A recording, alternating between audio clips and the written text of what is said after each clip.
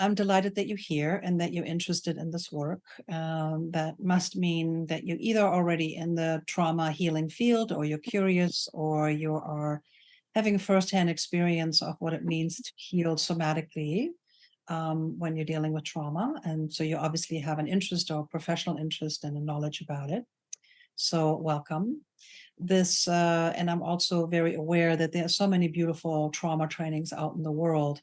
And my philosophy is that anybody who works with trauma clients needs as many tools as they can get, because there is no, in my view, not one approach that's good. There are many beautiful trauma approaches. And it's been my career really gathering tools and really asking the key question of what heals. Many moons ago, I started out as a clinician, as an intern, and I asked myself the question, what really heals trauma? And 30 years later, I'm still asking the question. And it's a good question, because you keep asking as an inquiry, and then you go, oh, this tool really helps. Oh, this view really helps. Oh, this philosophy helps. Oh, this experience really helped. And the truth is, everything helps. And it's how we approach it and the mindset that we bring to it. And when we're dealing with trauma, when we're dealing with individual trauma, collective trauma, historical trauma, systemic trauma, relational trauma, which is all the different traumas we're going to actually be talking about, we need as many tools, and we also need to have what I call a very adaptable mindset. So it's basically, you're always learning of what truly heals. We have our own personal experience, right? Our own personal healing path. And many of us come into this work because of our own background, or we have been around our loved ones that have been suffering. And then we also have our direct experiences, perhaps with clients or groups that you might be working with. And it's really about finding out what works for them. What works for this person that I have in front of me suffering from the effects of trauma. And it's very individual. So that's why one approach doesn't really fit everybody. And we have to have this mindset of like, okay, here are my tools and how to apply them. So we're diving right away into what Innate Somatic Intelligence program, the trauma program, is. It's both a training in training you in specific skills that have the bias towards a psychobiological model. So we're looking at fight, flight, freeze, and submit responses, the fawn responses from a psychobiological model, like what happens in the body, what happens in our psyche, what happens in our belief systems, what kind of internal parts do we develop in response to those traumatic experiences. And then what are some of the belief systems that we carry over throughout our life because of the early experiences that we've been shaped by.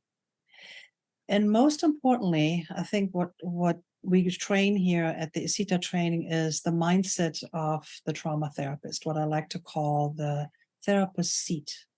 And it looks at how does the therapist embody themselves within the work. We talk a lot about self-care. We talk a lot about, having tools for self-regulation that we like to teach our clients and that we need as well as therapists. But more importantly, we need to have a mindset that allows for all those tools to be appropriately met in the moment that you're working with somebody.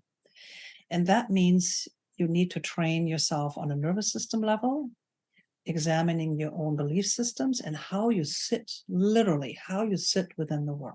What that means is that we need to train ourselves of how we sit in relation to our client. How do I sit in relation to my client in this moment? Trauma can be very triggering to work with, and it's supposed to be, because psychobiologically speaking, if another human experiences fear, experiences frozen states, experiences arousal states because of their traumatic imprinting, or if they're getting triggered, we're supposed to be warned by another biological system in order to get into action towards survival. So psychobiologically, evolutionary speaking, we are wired to actually trigger each other. But that's not very helpful when you are the therapist trying to work with somebody.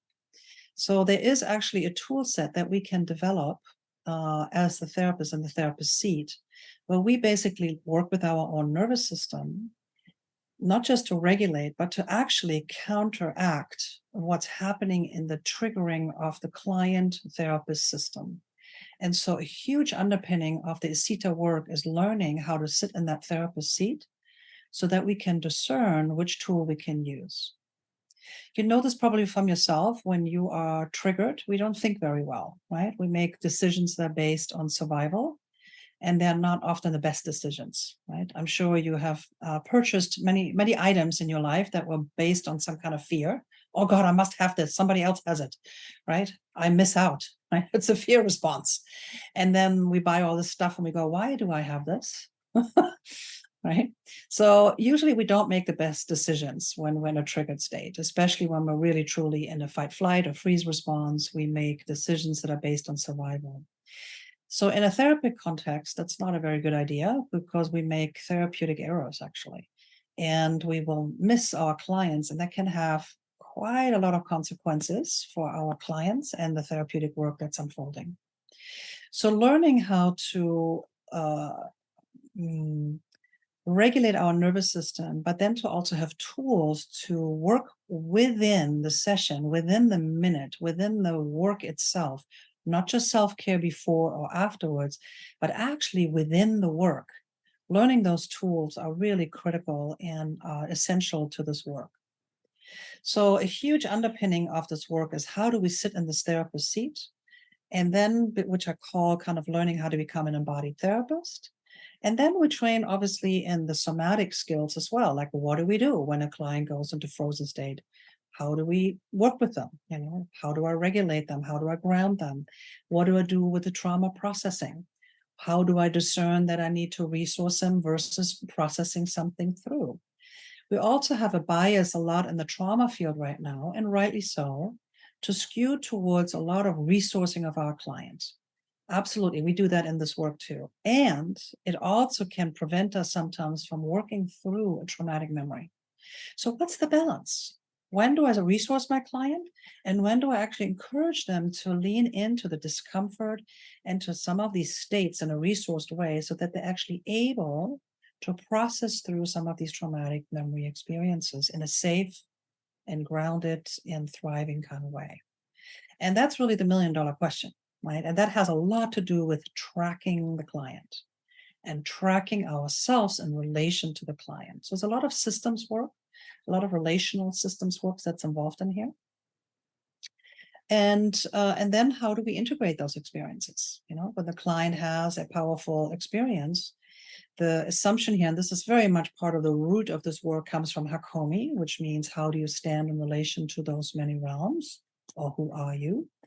We're looking at the relationship that you have with all the internal experience and all the external experience. We're examining that.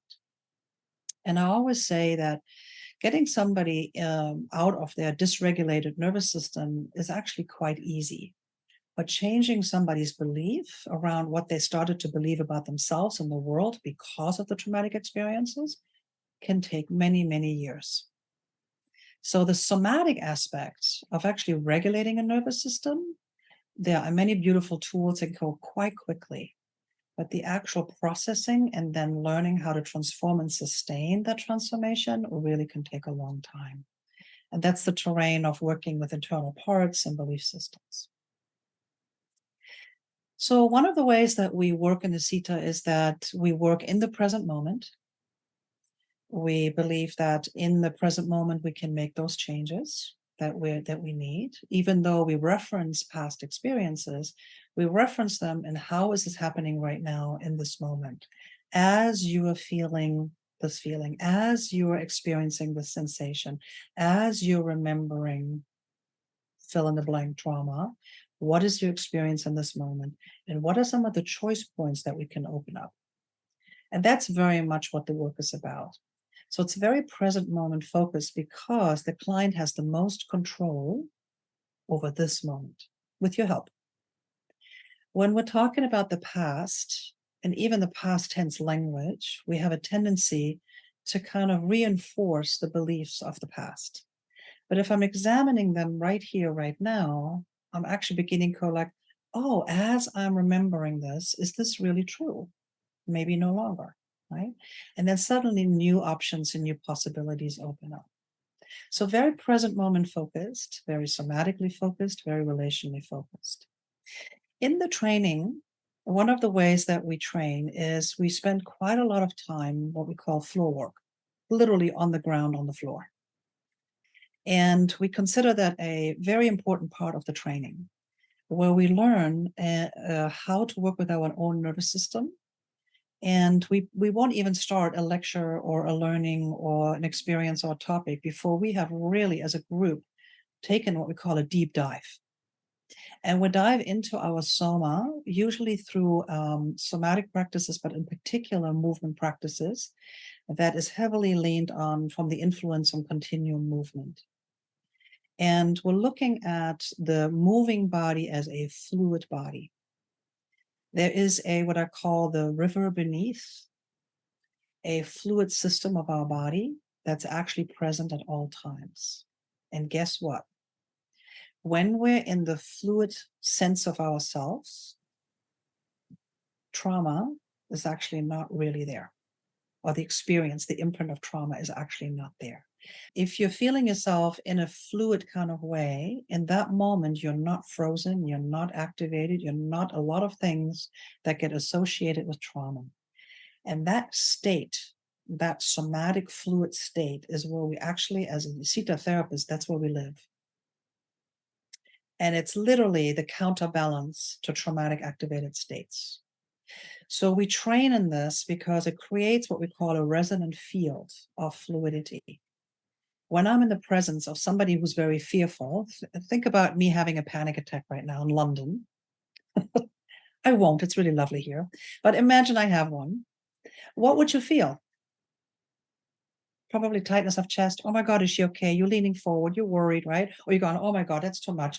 What, the leader of the training is having a panic attack? No way, right? You might have all kinds of dismissive avoidance or go towards, or you're gonna go into some kind of action around it, right? Or some kind of activation around my state.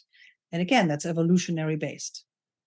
But equally evolutionary based is if I'm cool, calm, and collected, and I'm swimming in my bones, and I feel in my fluid self, guess what you're going to feel? And Doug, you just did it right away. I loved it. You just started to move your head. Yes, you're going to go into the little groove with me. You're going to feel your own fluid body because your body and my body, our bodies are water. And what do two bodies of water do? They resonate. They impact each other. And that's the healing intelligence, the innate somatic intelligence of the body. So we've put a lot of emphasis, trauma, oh my God, oh, right. But we also feed the trauma myth a lot, everything associated with it. And we forget that this incredible, incredible technology that costs nothing, which is really right here in your body, we all have it. We all have it. And we can access it in this beautiful way through breath, through sound, through movement, through touch, through resonating with each other. It's actually present all the time. We just simply forget.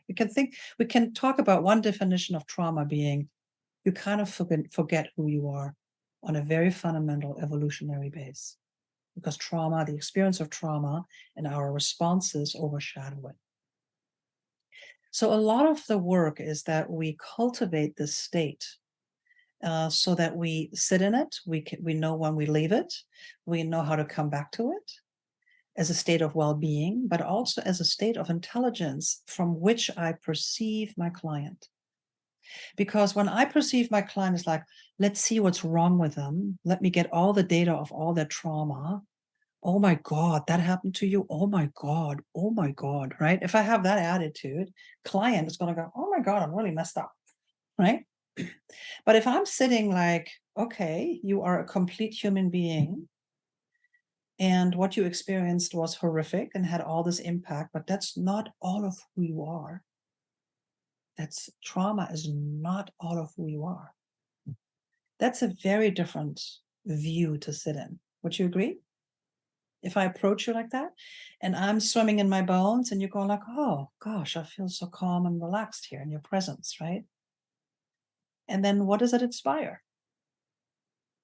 hope, possibility, fluidity, compassion, warmth, you name it, right? All the good lists, right?